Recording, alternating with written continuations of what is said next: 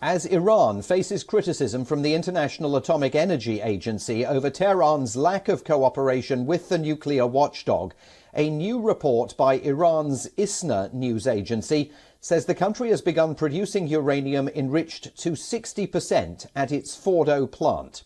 The plant was reopened in 2019 amid the breakdown of a nuclear agreement with major powers following Donald Trump's unilateral decision to withdraw the United States from it. An atomic bomb requires uranium enriched to 90%. Experts suggest 60% is a step towards weapons-grade enrichment. Iran has always denied any ambitions to develop an atomic bomb, insisting its nuclear activities are for peaceful civilian purposes only.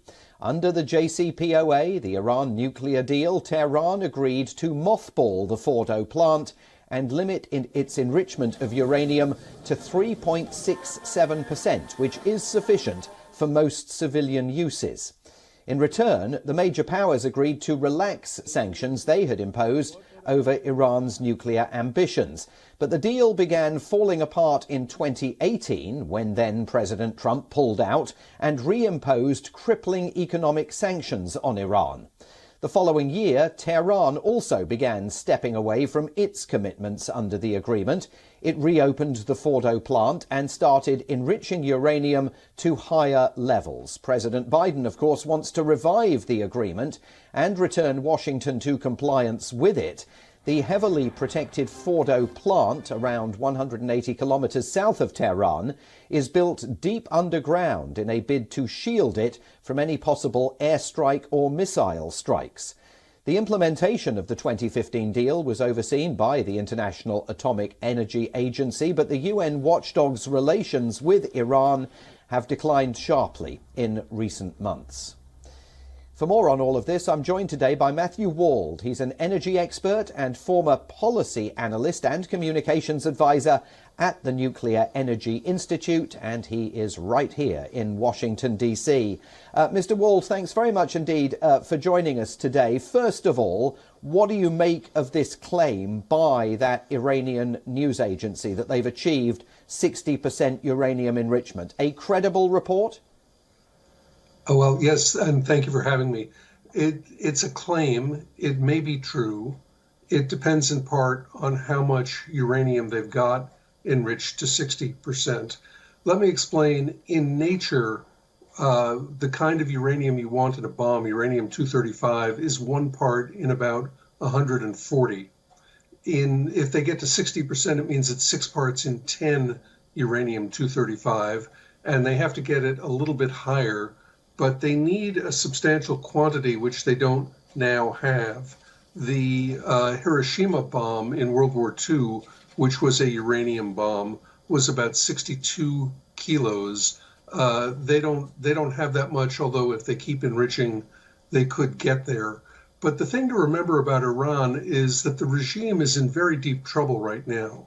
There are huge protests in the street. They're killing children in the street, and that's causing more protests. And the regime is grasping at whatever it can to keep itself afloat. And one of those is probably boasting to the Iranian public that they're approaching a nuclear weapon. And this is for nuclear weapons. There are not many uses for uranium enriched to that extent in the civilian world. You could use it to power a submarine or an aircraft carrier, but of course Iran doesn't have those. There's a minor use in producing a medical isotope, but you don't need to enrich that high to get there. So this is, in fact, a weapons program. And Mr. Wald, can you talk a little bit more about the current circumstances? Because absolutely this is taking place as those nationwide protests over the death in custody of Mahsa Amini roil Iran in ways that many observers say they've never witnessed before since the revolution. But also this is taking place as sort of last gasp talks have attempted to try and revive the Iran nuclear deal. What does all of this mean for those conversations? Are they torpedoed by all of this? They're playing poker, and they don't have a very good hand. They're in a difficult situation, and this is one form of distraction from the protests in the street. It's worth noting they were already enriching to 60% at Natanz. This report is that they're also doing so at Fordo. So this is not exactly a new step for them, but it's an accelerated step.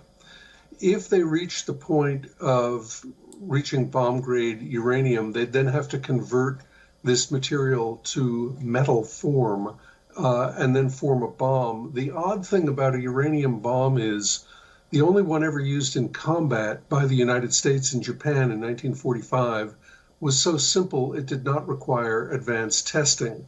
On the other hand, you still have to find a way to deliver it, and that's complicated. And it's not really clear they'd want to use a nuclear weapon because they're facing opponents who are much better armed.